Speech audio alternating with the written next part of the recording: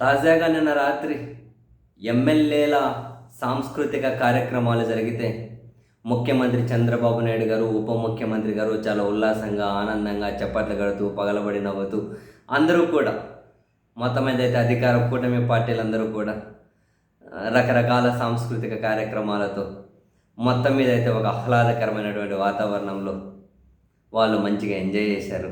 ఈ మొత్తం సాంస్కృతిక కార్యక్రమాలలో హైలైట్ అంటే నాకు చాలా నచ్చినది రఘురామకృష్ణంరాజు గారు ఏకపాత్రాభినయం.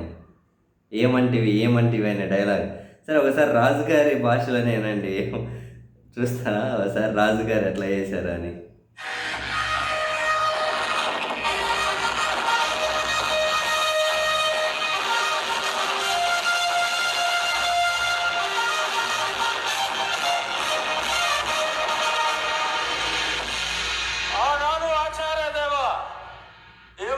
ఏమంటివి జాతిగత మన సోత స్థుతులకిందు నిలువ అర్హత లేదందువా. ఎంత మాట ఎంత మాట. ఇది క్షాత్ర పరీక్షయే గాని క్షత్రియ పరీక్ష కాదే.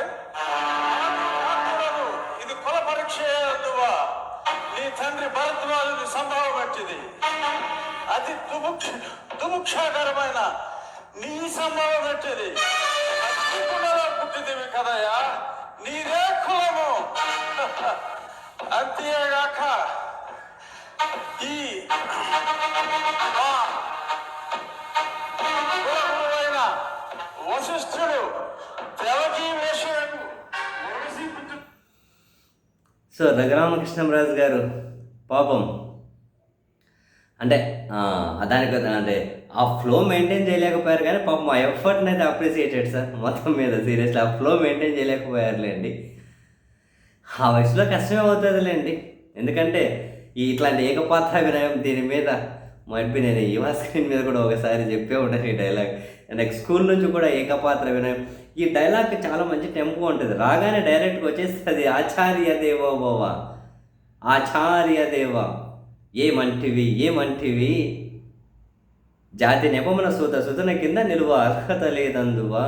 ఎంత మాట ఎంత మాట. ఇది క్షాత్ర పరీక్షయే కానీ క్షత్రియ పరీక్ష కాదు కాకూడదు. ఇది కుల పరీక్షయే అందువా. నీ తండ్రి భరద్వాజుని జననమెట్టిది, అతి జుగుప్సాకరమైన నీ సంభవమెట్టిది.